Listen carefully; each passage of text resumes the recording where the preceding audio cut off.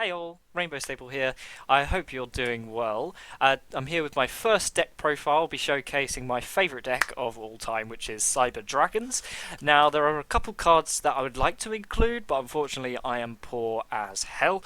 So I will point out the cards that I would add in if I could afford them, and we'll get straight into it.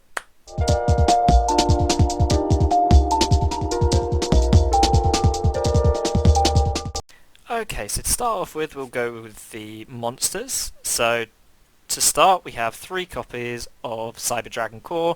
Obviously, Cyber Dragon Core is fantastic. It's your normal summon of the deck. Lets you search any spell that has Cyber Dragon in the name, which is obviously amazing. You've got quite a few different options as soon as you summon this. So that's a no-brainer there. The next 3 we have is Cyber Dragon Hers. Now, some people like to run 2 or 1 of these, mainly because they're not so great to normal summon. Its effects are very useful though. Send to graveyard, you get to add a Cyber Dragon from grave or from your deck, which sometimes can be amazing. You could, for example, you can add back Core if it's already been sent to the grave, or even an Ashta to kind of special summon another Cyber Dragon for you there. Plus, whilst it's not as used, when special summoned, it can be turned to level 5, which sometimes lets you go into your Nova or Infinity when you kind of get a little bit of a bricky hand. And lastly, I suppose this one isn't so surprising. We've got 3 Cyber Dragons. Once again, I know people like to run 2 of these just because you don't really want to draw into them and you can be searching them all the time, but I just feel like 3 is better just because if you end up drawing 1 of them, you still can machine dupe for 2, which is honestly the power play of the deck, or at least one of the biggest plays you can do, and so I just like to run 3 for consistency. And so now we're going to go into the 2 of monsters. First off, we have Galaxy Soldier. Now, Galaxy Soldier is very useful. It's a level 5 machine that lets you go into Nova and Infinity, special summon, and a search. I only run 2 because I've never really played kind of the second Soldier and gone, man, I really need a third one right now. I feel like you only really need 2 for this to be worth it. And usually with this, you want to be discarding your Hers just so you can add a card from deck. Alternatively, you can send Core to possibly special summon if they break your board, but that's kind of very situational. It doesn't come up very often, so you often want to be sending the Hers. And next we have Cyber Dragon Nashta at 2. Now, some people like to run 1, but I think this card is so powerful when you draw it, or even if you just special summoned it from grave. It lets you target a 2100 attack. Cyber Dragon, I believe it also has to have the same defense. Let me double check that. Yeah, 2100 attack or defense. So whilst you can summon the Cyber Dragon, you can also summon a Nova or Infinity if they've already been sent to your grave, and that's such a powerful play, so much value for 1 monster card.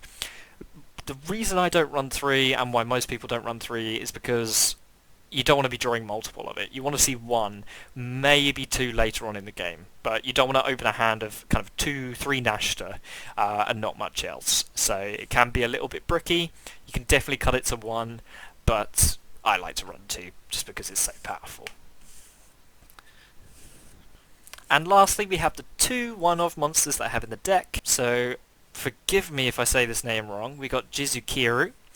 Now, this one's pretty obvious. It's a kaiju, so it lets you tribute an opponent's monster. And because it's a machine, you can contact fuse into Chimera Tech Fortress Dragon. So you can very literally tribute an opponent's monster and then fuse into this just to get rid of the board altogether, which is a very powerful play. Especially if they have a monster negate on the board, you can just get rid of that. You can just ignore it completely. And the last monster in the deck, which I'm not 100% sure on keeping in, is Cyberdark Chimera. Now, Cyberdark Chimera, it's powerful because you can discard 1 spell and add Power Bond, which is a massive 1-turn kill, at least most of the time. The reason I run it is because of this spell card here, just so we can search it. it's basically 4 copies of Power Bond. When I go into the spells, we'll see a bit more of that there. So that's it for the monsters of the deck. We're going to move on to the spells. Okay, so the first spell we are running is Cyberdark Realm. This lets you search the previously mentioned Chimera, which adds a power bond, but it also not only searches for it, it lets you do an extra normal summon. So you can normal summon this alongside a core or an Ashta, just to extend the plays a bit more. You get a bit more bodies on board, and it adds a bit more consistency as well. So I like to run that there. The next one is quite a common staple. It's Triple Tactics. If you don't know what this does, it's just basically a hand trap hate card. Lets you do a lot, especially if your core gets ashed or impermed, anything like that. If your core gets shut down and you don't have anything else, but you draw this, you're in for a good time. So I unfortunately only run one. This is one of the points where I'm a little bit poor, so if I had 3, I would probably run 3, but for now I'm just going to run the one of. And alongside that, we do run Called By, just because I can't afford the second Triple Tactics. Again, it's just to stop the hand traps from really just breaking your game, just absolutely killing your game. And next we run 2 copies of Power Bond. Now this lets you fuse into a machine monster with double the attack, but you take the damage at the end. But the idea is you will be 1 turn killing with this. You'll go turn 2 and just use this, summon a variety of your monsters, and they will still 1 turn kill. And of course, as previously mentioned, you can use the Chimera to get those out of your deck. And we're just going to go through the rest of the one-offs here. So we have a Cyber Repair Plant, lets you search, and you can search it off of core. That's why you usually run 1. You don't really want to draw it, but if you do, it's not bad. Another one-off is Overload Fusion, lets you fuse from your grave. Whilst we don't have Anaconda to go into this, it's still a really powerful card and lets you use the grave and your resources that you've already fused or linked across, and hopefully go for game. Now we have Cyber Rev System. This lets you special summon a Cyber Dragon from hand or grave. This is really powerful to use on Nashta in the grave, because its effect activates whenever you special summon it. It doesn't matter if you special summon it from hand or grave. It's a really good extender, and even on the worst hands, you can special summon something by linking something off and then bringing this back. So it can really help extend your plays, and again, you can search it from core. And we have Cyberload Fusion. Now, this is a quick play spell, which is what makes it so powerful. You can activate it during the battle phase, and you can just fuse into another fusion to attack straight away. The only caveat being you will need to attack first before you activate this, as only the fusion summon monster can go for it. But yeah, it really helps go for game sometimes, and once again, you can search it off core. Now, for the last of the deck, of the spells even, we have 1 for 1. Now, it's not the most common in Cyber Dragon deck lists, and I don't know why, because it lets you kind of send 1 monster from your hand to the grave, and then special summon a level 1 monster from your hand or deck. Now, what that means, if you draw any monster that you can't summon, or you don't plan to use, or even you just want to ditch it to the graveyard, you can summon out Nashta or hers, and both are amazing plays. It really increases the consistency of the deck, and I really encourage you to try this in Cyber Dragon if you're running it at the moment. So now we have the powerhouse of the deck, kind of. We have Machine Dupe. Now, this lets you target the Nashta or the core, just to special summon 2 more Cyber Dragons from your deck, because their name will be Cyber Dragon. And so once you do that, you can either power bond off, or you can kind of Xyz into infinity and go from there. Now, I've considered cutting these cards, mainly because of the next cards that are coming up, which I'll show now. So we have 3 copies of Clockwork Night. Now this is probably the newest card in the deck. It turns all monsters on the field into machine monsters. Your machine monsters gain 500 attack, and theirs lose 500. But the problem with that is Machine Dupe needs to have, I believe, 400 attack, 500 or less attack to target it. But this pushes all your monsters above that, so you won't be able to use Machine Dupe if you use Clockwork Night beforehand. So I've considered cutting these, but the turns you get this off is just so powerful that I can't bring myself to do it. But if you're making this list, you can definitely get rid of the Machine Dupe and possibly put in kind of some more consistency cards. And lastly, kind of a boring card, but we have 3 copies of Lightning Storm. I mean, pretty self-explanatory. Going second card, you can just Raigeki or Harpy's Feather their back row, and if it goes off, you've got a very high chance of winning the game, and it's the same with Clockwork Night. Now, the best part about Clockwork Night is the fact that it turns all the monsters to machines. Since once it does that, you can just contact fuse your opponent's entire board into a Fortress Dragon, which is absolutely insane. Gains 1,000 attack for each monster, but that doesn't really matter. You are just clearing everything without kind of destroying, targeting, ignores all of that, just goes straight to the grave, and you get to capitalize on that, which is why I run 3 is super powerful for Cyber Dragons. And I suppose the last spell, I may have already said last spell, but Cyber Emergency. It just lets you add a light machine, which is super powerful. You can either add the Kaiju or just another extender from your Cyber Dragons. And usually you want to be searching this card off core. This is the one you want to be searching first, because it's such a powerful card and such a good extender. Okay, so now on to the trap cards. We have 1 copy of Cybernetic Overflow. This lets you banish Cyber Dragons from your grave or field to banish cards on the opponent's field, and it can be monsters or spells. So it's very good if you're going turn 1. Again, you can search it off core because it's a cyber spell, and yeah, it just makes your turn 1 so much better, even just having 1 copy of it, and it's pretty much essential for Cydra. And the last traps are quite boring. It's Infinite Impermanence. I do not need to explain. I mean, technically it's a Cyber Dragon card, right? It's got Infinity on there, but yeah, it's just so powerful being able to negate an opponent's monster. Can shut down their first turn altogether, which means you can go for the second turn OTK so much easier, and it's very, very worth it. So now we will move on to the extra deck. So first we'll start out with the fusion monsters. Of course, it's been mentioned a couple of times already, but we have 2 copies of Chimeratech Fortress Dragon. Now, I would run 3, just because of the Clockwork Night being able to contact fuse everything off, but I couldn't find any other copies online, so I guess I'm sticking with 2 for now.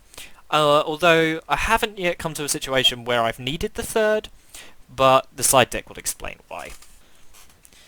And next we have 1 copy of Chimeratech Rampage Dragon. Lets you attack 3 times, destroy up to 3 spell traps depending on how many monsters you use to fuse it. And this is your primary OTK card. You want to be going into this with Power Bond because you can clear the back row and then just attack for 4,200 3 times, which is more than enough to beat over a monster, and then kind of your 8,000 life points. Now we also run a copy of Cyber Twin Dragon. It kind of has the same effect, except it doesn't get to destroy spells and traps, but it has slightly more attack, and it's also a light monster. So if you get floodgated into only having light monsters with a Cyber Dragon on the field, you can still special summon this guy. That's the only reason I really run it, just in case I get locked out of dark monsters, so I can still OTK with Power Bond.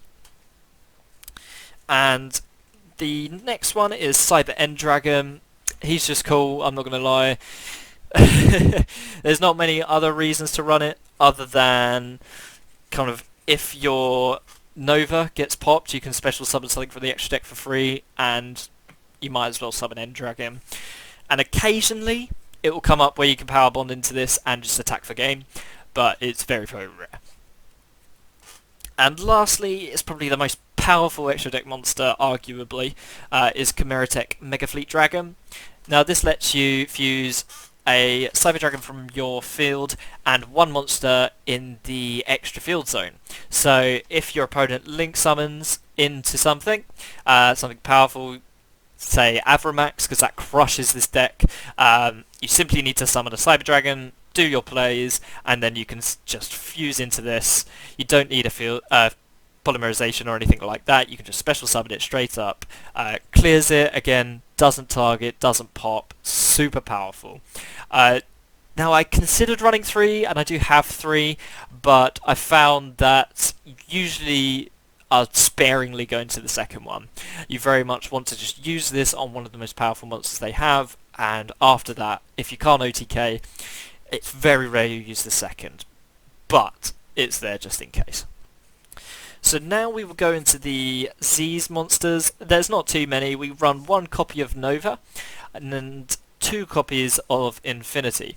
Now, we only run 1 copy of Nova because it has 2100 attack, and it can be special summoned back from the grave, and you can literally just overlay into another Infinity, which is super powerful.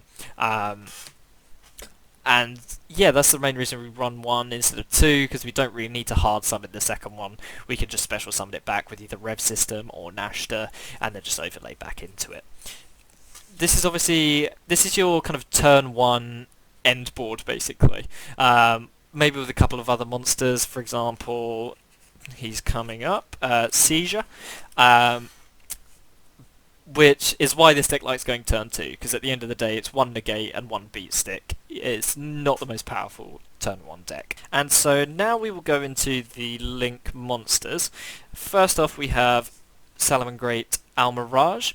Now Almirage is great because it lets you just send a Cyber Dragon to the graveyard because it needs a normal summoned monster with less than 1000 attack. Even with Clockwork Night you can still use this. And it gets the Cyber Dragon to the grave to activate your repair plant, and also further extended plays if you have Rev System in your hand. It's got a nice effect where you contribute it to stop a monster from being destroyed by card effects. It doesn't come up very often, but it's a nice side.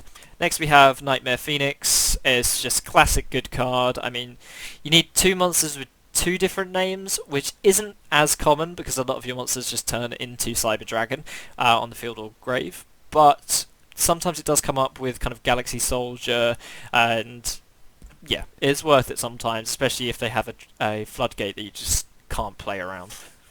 Next we have Lena the Light Charmer. Lets you target a light monster from your opponent's grave and special summon it. But the best effect is when it gets destroyed, you can add a light monster from your deck to your hand, which is most of your deck. Most of your Cyber Dragons are light monsters, so you can add exactly what you want. If you have a really rough turn 1, you can link into this and hope they beat over it, and then you'll have quite a good third turn going into it. And next we have 1 copy of Cydra, as mentioned previously. Now, this, I've been tempted to run 2, and in fact I might switch up to 2 because it's very powerful.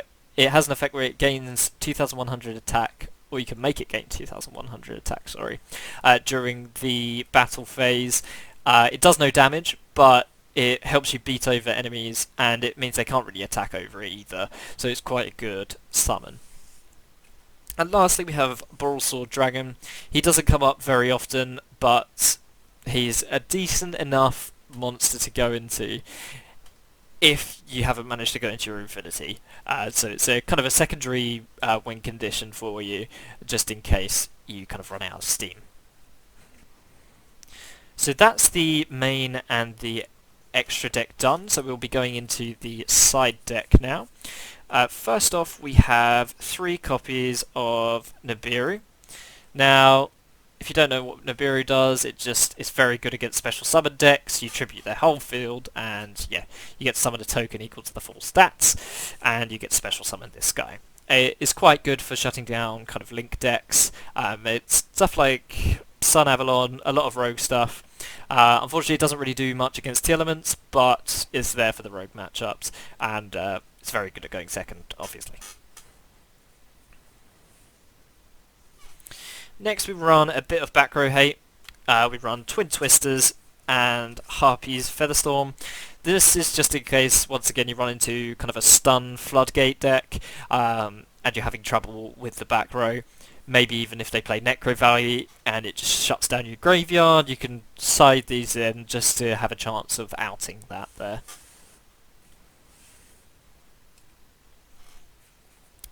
Next, we have 2 copies of Super Poly and 2 extra deck monsters for it. So we have Starving Venom Fusion Dragon and Predaplant. Triff, I'm just going to say Triff because that's a very complicated name. These use the dark monsters on the field, a dark monster, and yeah, 3 dark monsters here, 2 dark monsters here. And because it's such a common type, you can very easily fuse off your opponent's board and they can't respond to it at all. The reason I run it in the side instead of the main is because, well, they might not always be running dark monsters, and they might not even be running a monster-based deck. So it's very optional to run these, but when you can get it off, it's so powerful. It really helps turn the tide of the game. And so for the last ones, we have Relinquished Anima.